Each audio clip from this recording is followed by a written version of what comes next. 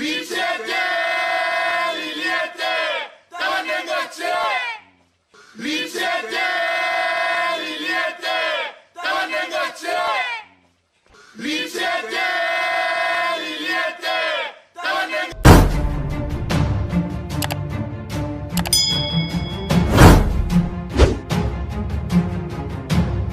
Zala wa bolandaka awa ngota émission oyo ma mariage na bino bolingi animation na fête bolingi image à bien c'est cordé et ça la bien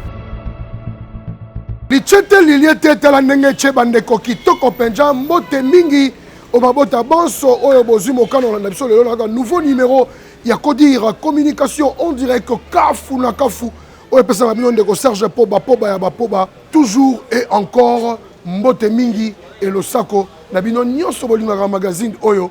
toye lisusu lichete liliete tala ndenge che bandeko sous le haut patronage il y a son excellence monsieur le gouverneur de province du Congo central docteur Guy Bandundungidi ezaki bongo organisé un atelier de réflexion par le commissaire provincial en charge des affaires foncières et urbanisme son excellence Mario Jean Mambu Sambu mwana wa Sambuka atelier les qui toko mingi sur une réflexion ndenge apport au secteur il y a affaires foncières et qui peut okumba développement na kati ya Congo central et ça maki bongo na kati ya sala bilolo bandeko tolanda qui toko penja lichete liliete talandenge tcheki toko penja bandeko bolingo bala Congo central sous le haut patronage du gouverneur de province du Congo central son excellence Guy Bandundungidi. Le commissaire provincial en charge des affaires foncières, M. Mario Jean Mambu Sambu mwana wa Sambuka, a organisé un atelier de réflexion sur l'apport du secteur foncier au développement du Congo central. Et bandaki mokolo ya mercredi 24 août 2022, lancement na yango esalemaki na tata vice-gouverneur Grâce Nkwanga Bilolo, représentant personnel ya gouverneur de province du Congo central. Et l'on a chef de division ya Congo central, Mobimba ya affaires foncières. Conservateur de titres immobiliers, technicien atelier yango, et les gars qui toko mingi penja, et c'est là qui mokolo ya jeudi 25 août 2022, clôture et salemaki, na représentant ya chef de l'exécutif provincial du Congo central, Milulu Mango, mais les gars qui toko mingi penja, tata rapporteur, il y a ma commission oyo salemaki wana, azaki maloba pola kolimbola, lolenge pentina ya atelier yango. D'échéance d'une concession foncière en situation irrégulière et sa récupération par l'État congolais, thème développé par l'avocat général près la cour d'appel de Matadi. Thème 2, commentaire sur la loi foncière en vigueur au regard des conflits fonciers développés par les conservateurs des titres immobiliers de Banzangogo. Thème 3, procédure et compétences dans l'attribution des concessions foncières. Thème développé par les conservateurs des titres immobiliers de Mwanda. Enfin, thème 4, gestion du domaine foncier de l'État, vision de l'exécutif provincial, thème développé par l'un des experts du gouvernorat provincial. Et il y a une photo en famille, et Zomaki, pour la kotika elembo, il y a atelier yango. Mbrudu. Lichete liliete telandenge che bandeko kitoko penja, Alliance des Congolais progressistes topé, ACP en sigle, parti politique cher à l'autorité morale, Jontini Ngobila Mbaka, Bazaki Bongo na soirée politique mokolo ya dimanche 4 septembre 2022, à on a niveau à Ville Matadi, kuna na kati salle La Payotte, et c'est quand on a adhésion massive, il y a un grand leader, il y a jeunesse, il y a Congo central, topé à Matadi, bande kobino morobotala, awa tutolobeli mingi, les leaders Fiston Puela Bindele, Yepé, à Salaki adhésion na ye, mokolo ya dimanche 4 septembre 2022 dans la période pour la ACP.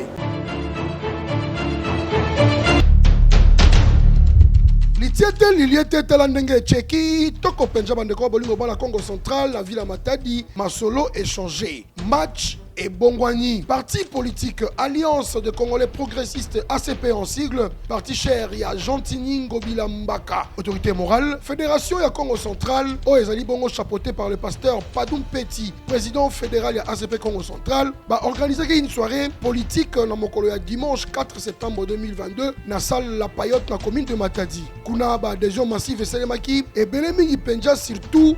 leader ya jeunesse ya ville de Matadi. Lokola ndeko Fiston Puela moko ya leader yepe asalaki adhésion na ye na kati ya ACP.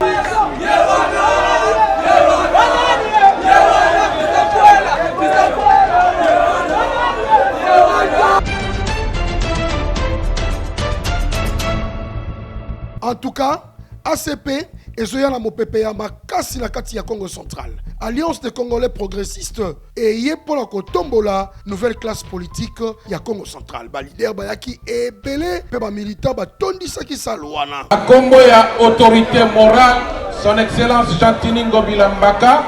initiateur ya parti nabiso ACP,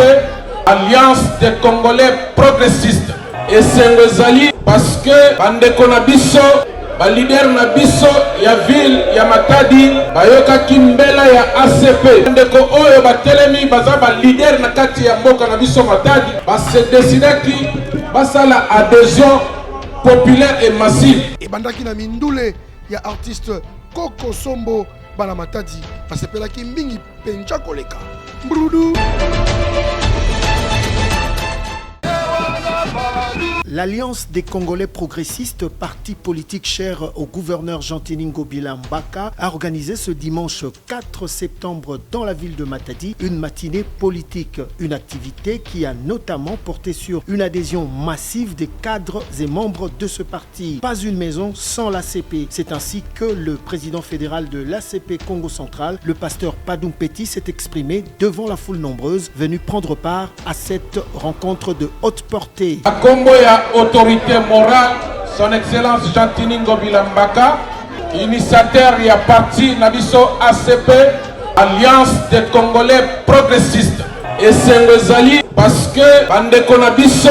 ba leader nabiso ya ville ya Matadi, bayoka kimbela ya ACP. Bandeko oyo batelemi baza ba leader na kati ya mboka nabiso Matadi, se décider ki basala adhésion populaire et massive. L'ACP est donc déterminée à porter haut le flambeau de leur seul candidat à la présidentielle de 2023, à savoir Félix-Antoine Tshisekedi Tshilombo. Lichete liliete tela ndenge che bandeko kitoko wapi kitoko penja ya biso ndeko le président ya Asbel les amis de Junior Mabaro na kombo na ye moko pe Junior Mabaro vampire noir asali eloko moko ya makasi pe kitoko mingi koleka ba parents ya quartier nord Bruxelles la commune en Mvuzi awa la ville ya Matadi akendaki bongo kopesa bango ba objet classique oyo bakoki kopesa na bana mpona ko accompagner vision ya chef de l'état na Matali gratuité et enseignement de base bandeko ezaki kitoko mingi azaki bongo représenté dans la délégation il y a docteur Kwama Papin et puis na maître Feniko Makoso bolanda bino moko ndenge makambo yango ezalaki soki bato ya boye bazata mibale na kati ya mboka oyo nayebi te esala biso bien tolanda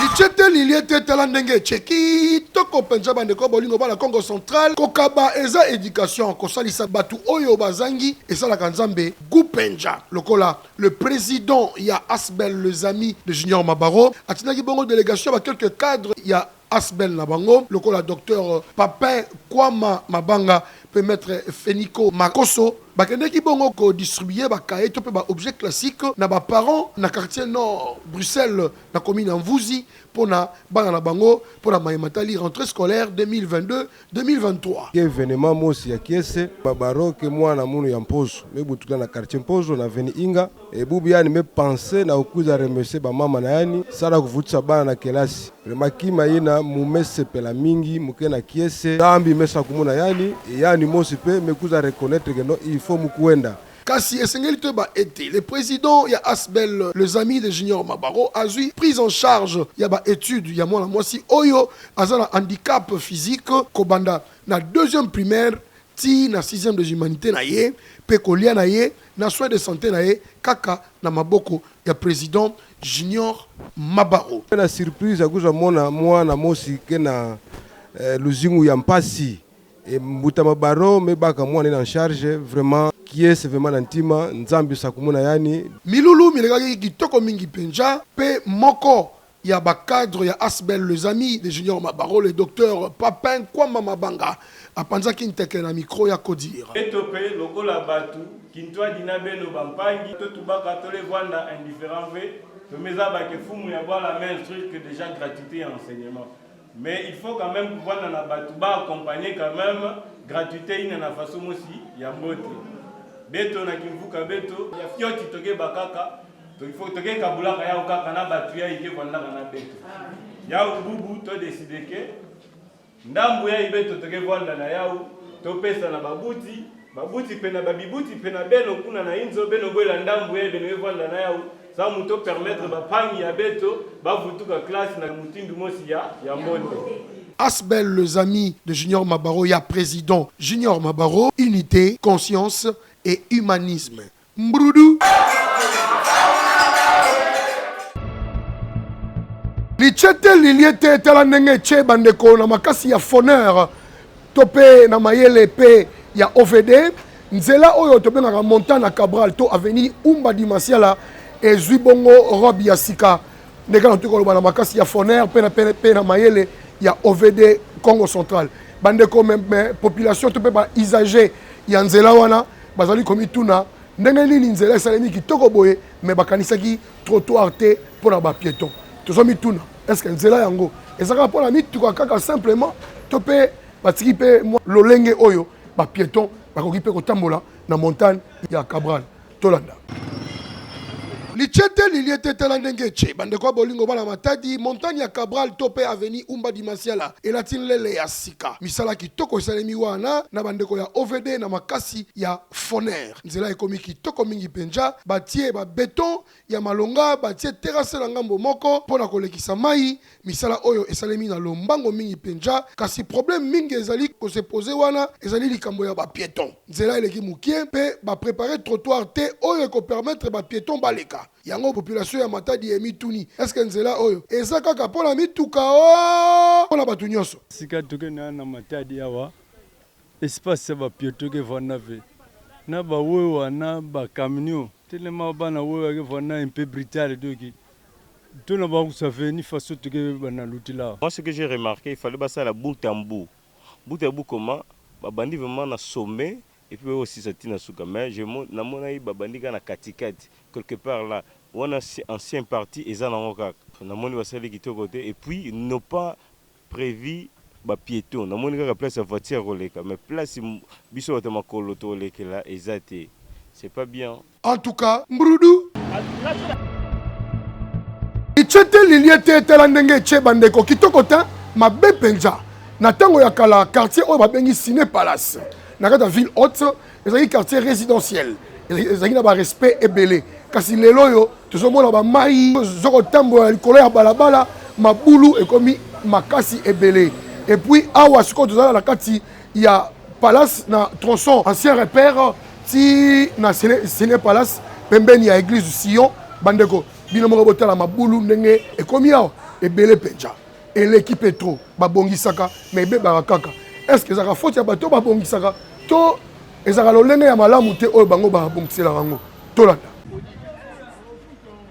lichete liliete tala ndenge cheki tokote mabe pencha bandeko bolingo bala Congo Central awa tozali na ville de Matadi na quartier ville haute na avenue Bukavu non loin ya sala Ciné Palace mabulu oyo esalemaka awa ezali kopesa pasi mingi na mituka oyo ezali koleka na nzela oyo babongisi esika oyo mbala kasi mabulu oyo ezali kozonga kaka se kozonga pona yango population tope ba usager ya nzela oyo bazali kosenga na tata maire de la ville maître Pati Nzuzu wa Makengedi oyo amesala kosala misala na ndenge kitoko mingi penja atala pe liso na ye ne pas iboye pona kozongisa quartier oyo na robe nango ya kitoko mingi penja tobwaka pe liso na tronçon oyo ekei na tina résidence officielle ya gouverneur de province du Congo Central nzela etondi mabulu lokola likambo mususu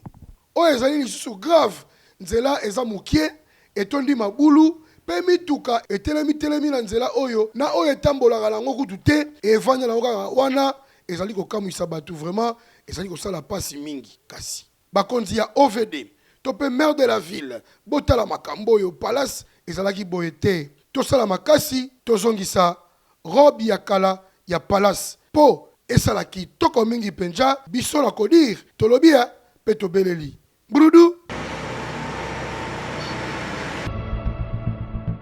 lichete liliete tala ndenge che bandeko awa na ville Matadi kermesse ezali kaka moko pona kosepelisa bana Matadi ezali bongo kermesse union sacrée oyo esangisaki le membre ya groupe le leader na ba membre ya groupe Novelas bandeko évitez pas de produire l'artiste du moment le meilleur de la province du Congo central lui c'est Autorité Lisungi Achiko November l'homme de la 3e chambre ceinture noire bandeko ezali bongo samedi 3 septembre 2022 na kati ya Chaudron ezali kitoko wapi botala ba extrait puis bon comprendre que tata oyo makambo jali c'était liliete tala ndenge cheki toko penja bandeko bolingo bana Matadi kermesse union sacrée na Chaudron oyo esangisaki ba membre ya groupe le leader na ba membre ya groupe Novelas et uteki bongo ko produire l'artiste Autorité Lisungi mokolo ya samedi 3 septembre 2022 soirée zalaki exceptionnelle avec un public classe et responsable ba maman tenancière ba sepelaki po ba tekaki kitoko mingi penja ba mélomane de la bonne musique ba découvraki l'artiste Autorité Lisungi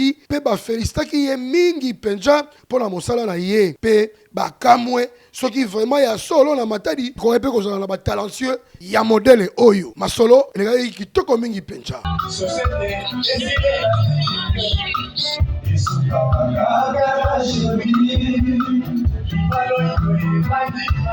Autorité Lisungi l'homme de la 3e chambre a mis d'accord tous les publics oyo bazalaki wana pe azali ko bengisa bango na concert VIP oyo azali ko organisé dans peu de temps kaka na kati ya mois de septembre na kati ya night club Mac Ledia et $10 nde et ko zala droit d'entrer na yango Autorité Music ça parle pas ça bosse mbrudu chete liliete tela ndenge che bandeko kitoko penja bana Matadi bana Congo central bino bato bozala kati ya quartier et pomme boza zinga ya baoba boza zinga wana bandeko pona kotangisa mwana yo kitoko mingi koleka zo formation ya malamu mingi kumba ye pe inscrire ye na école Mayela école Mayela kuna ndeka kombo nango ezoloba soki mwana akotaki zoba ye betanga obima abima Mayele ya kosakana te bandeko bino moko botala Matadiennes et Matadiens, pour la formation de vos enfants, une seule adresse. C'est l'école Mayela. L'école Mayela, située sur l'avenue Koukiele numéro 8, au quartier d'Ibouansakala, dans la commune d'Nzanza. L'école Mayela, un cadre idéal pour la formation de vos enfants, avec des enseignants qualifiés. Cet établissement privé, chapeauté par M. le directeur Jean-Jacques Panzou Dimbumba. Au jour d'aujourd'hui, je suis la première école dans la commune d'Nzanza, une école privée qui cartonne. Et comment j'ai gagné confiance, c'est parce que mon école et mes enseignants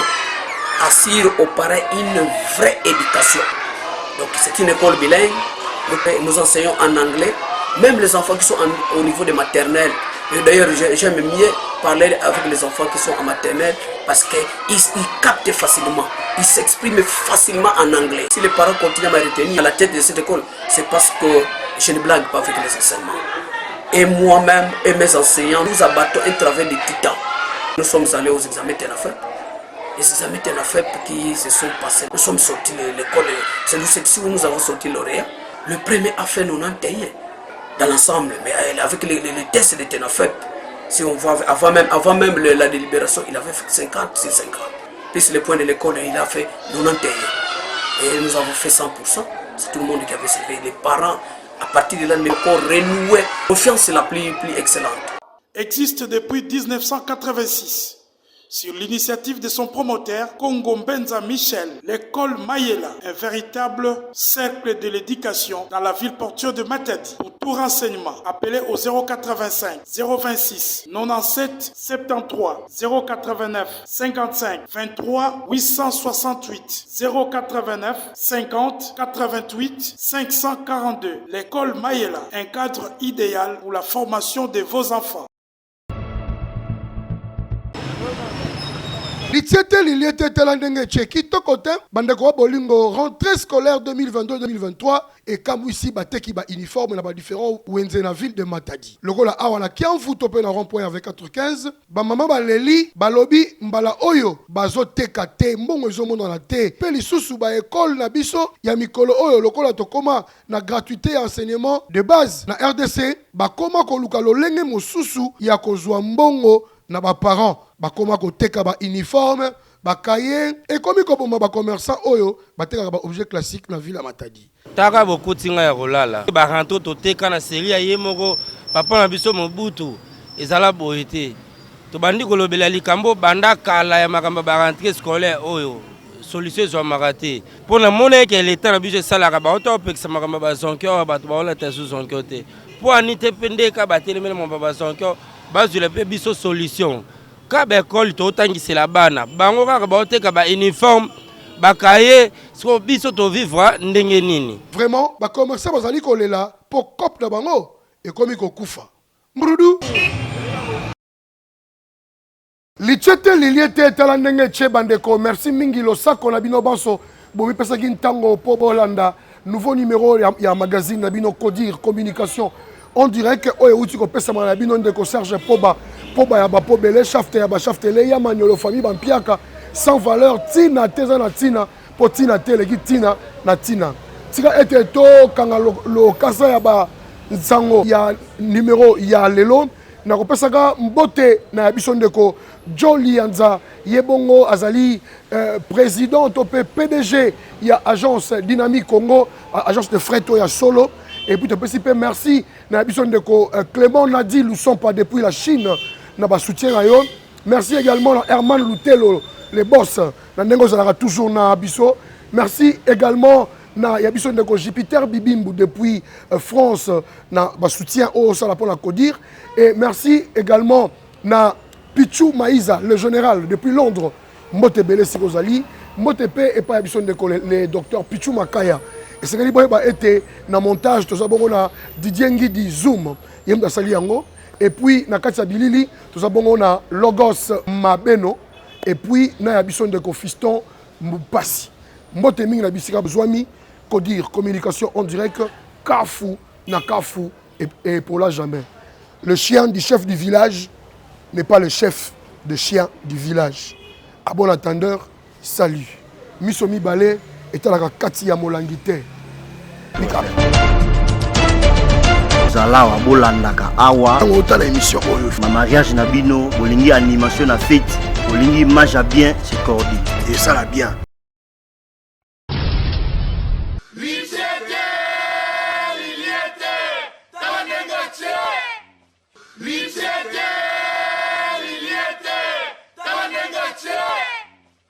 Lichete